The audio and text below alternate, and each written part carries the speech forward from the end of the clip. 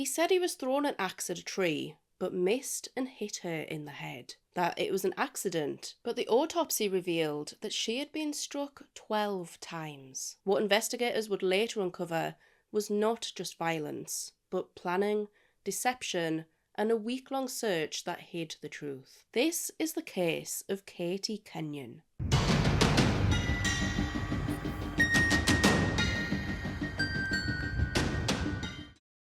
Katie Kenyon, who was 33, lived in Padiham in East Lancashire in the UK. She was a mum of two, aged 12 and 14 at the time of this case. Although not a great deal is known publicly about her background or her upbringing, those closest to Katie described her as a fantastic mum with a beautiful soul, who was rarely ever alone. She was always surrounded by children and laughter. She had a playful side too, one that her niece and nephew especially were drawn to, earning her the affectionate name of Auntie Crazy. But on the 22nd of April 2022, something happened that immediately didn't feel right. Just after 2 p.m. that afternoon, both of Katie's children received text messages from Katie's phone. I'll show the exact wording on the screen, but the messages were similar in tone, explaining that their dad would be taking care of them for a while, and that Katie needed to go and get some help. The messages didn't exactly say what the help was for, but later reports state that Katie's mental health was vulnerable at the time. But even so, her children immediately felt like something was wrong.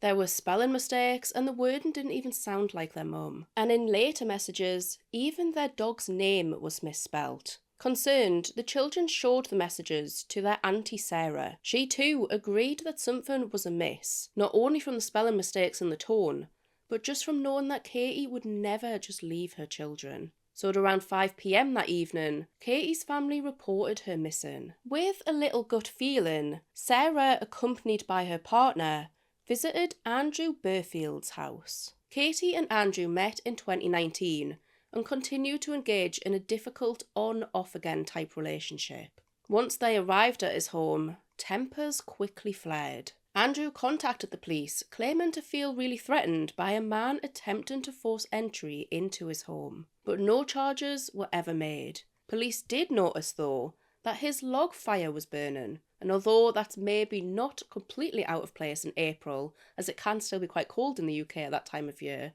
it is a detail that became relevant later in the case. The following morning, on the 23rd of April, there was still no word from Katie, and her family's suspicions of Andrew were still high.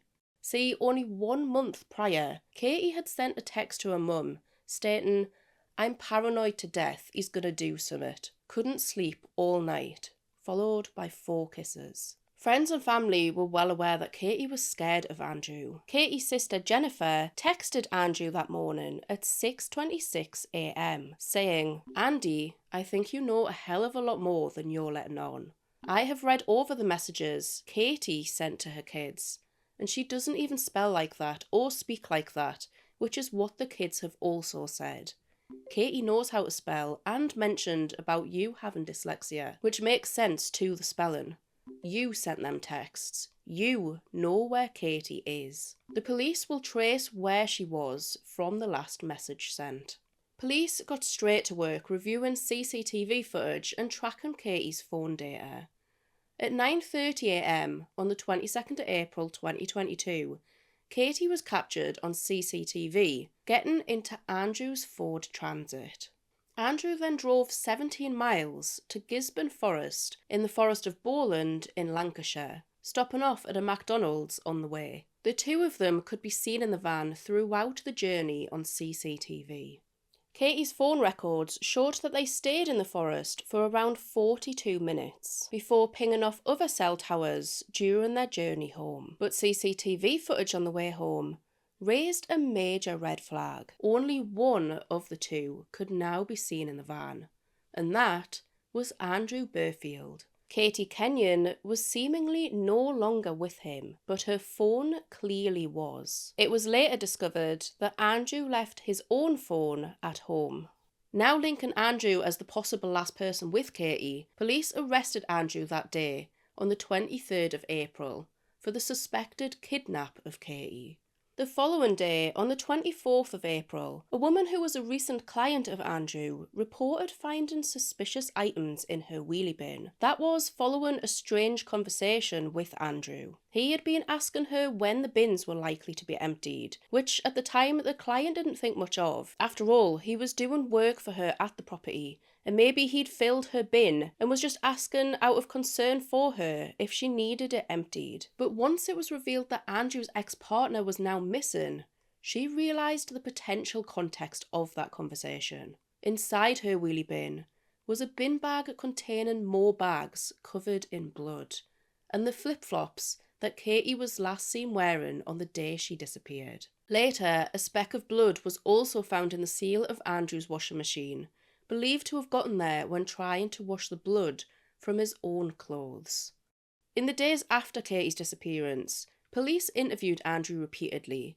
At first, he denied any involvement. He claimed he didn't know exactly where she was, only suggesting that she may have gone to some kind of clinic for some help, conveniently matching the texts that Katie had seemingly sent. Detectives also told him that Katie had told her sister, "If I go missing, it will be him," but his response was just okay. But eventually, as investigators pressed him and evidence began stacking up, his story soon changed. He told officers that Katie's death had simply been an accident. He told them that he and Katie planned to meet up for a picnic that day, that he had an axe with him on the top of the cooler box, as he'd been chopping wood, and that Katie had bet that he couldn't hit a Coca-Cola can in her hand with the axe. He proceeded to tell investigators, "I went for the tree at the side of her head, and it hit her in the head," that it was one accidental hit with the backside of the axe. But post-mortem results showed that this was far from one accidental blow. She had been struck an estimated 12 times in total. He claimed to have then spent 10 to 15 minutes digging a grave, and once he'd buried Katie, placing leaves and twigs on top to disguise that anything was ever there. Andrew was then arrested for murder on the 27th of April, 5 days after her disappearance. The same day of the murder, Andrew went up to the property where he'd recently been working, with the bag containing Katie's flip-flops and the blood-splattered bags, and he placed them in his client's bin. He also placed another bag in the bin of the spa on the same street that he lived on. This bag contained Katie's burned phone. That first night, when police arrived at his home, following the disturbance with Katie's sister and her partner, he was trying to destroy evidence by burning Katie's phone in his log burner. Also, while at home that night, he switched his own SIM card from an iPhone 8 to an iPhone 7.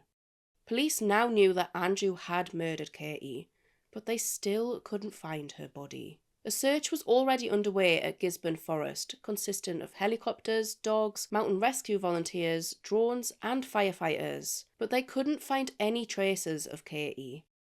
The radius of Gisborne Forest is roughly 25 miles, so it was a huge operation to carry out.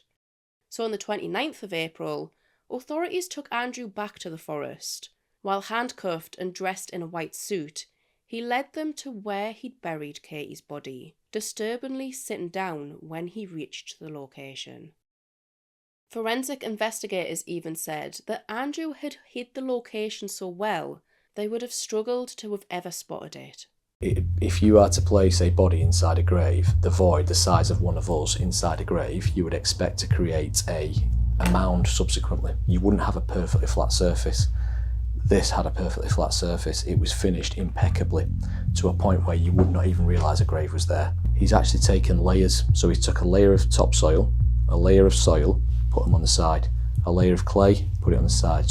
This was a 7-day search for Katie that her sister described as a full week of torture, during which Katie's children couldn't make sense of what was going on, and they were asking hundreds of questions, which the family simply couldn't answer.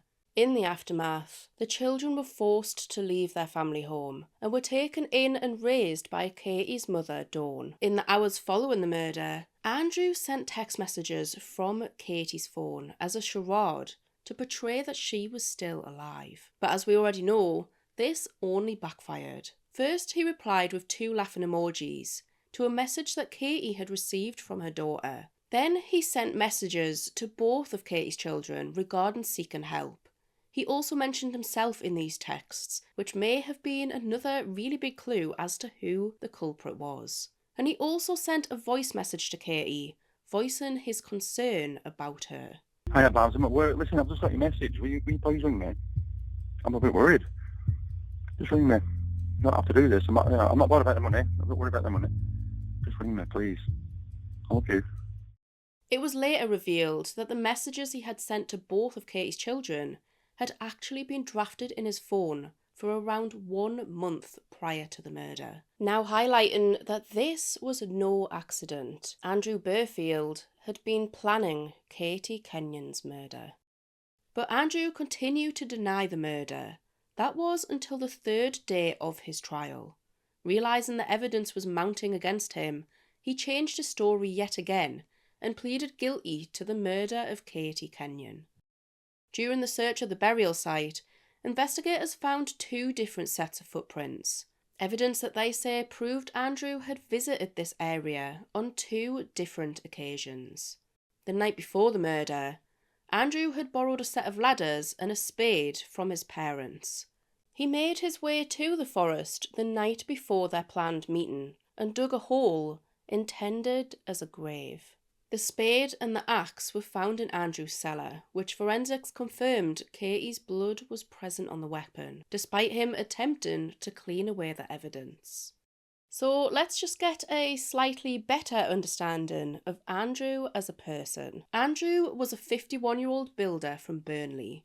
Although there's very little publicly known about his childhood, at 29 years old in 2001, he was jailed for 12 months. He was accused of stealing a car belonging to his boss at the time and sold it for £2,700. He was later cleared of these theft charges after a 2-day trial, but Andrew was still sent to prison for attempting to pervert the course of justice. According to the people close to Katie, her relationship with Andrew had been volatile. Friends and family, and later even detectives, described Andrew as controlling and manipulative. On one occasion, Andrew made a high court claim against Katie, requiring her to pay him between £4,000 to £6,000. Then on another occasion, he contacted the bailiffs, despite knowing she already feared losing her home and her belongings. He then even offered to pay off this high court debt that he had put upon her and offered to pay for rehab for her. The detective chief inspector, who described Andrew as a wicked and deceitful bully, said, Andrew first sent bailiffs to her house, then sought to rekindle a relationship, all to lure Katie to the woods, where he would murder her in the most heinous of circumstances. Most reports state that they were ex-partners at the time of this murder. In a victim statement, Katie's sister Sarah shared that Katie tried to stop Andrew from doing what he did to her to other women too, and that it cost her her life. To this day, there is still no clear motive behind this cruel murder. Noting the premeditated, brutal attack on Katie and the great lengths to cover his tracks, the judge sentenced Andrew Burfield to life in prison with a minimum term of 35 years. A sentence that was reduced by 1 year for pleading guilty on the 3rd day of what should have been a 3-week trial. Since, Katie's family have said, "We have lost a much-loved daughter, sister, mother, auntie and friend who was taken from their children far too soon." Katie's children lost not just their mum, but their best friend and the pillar of their little world. Katie loved people and the outdoors and would always be seen with children or dogs. She even tried to set up a summer camp for local children so they would have something to do or somewhere to go. May her story always be remembered, not for the violence she endured, but for the love she gave. As always, please subscribe for more, and if you have any case suggestions, please feel free to leave them in the comments below.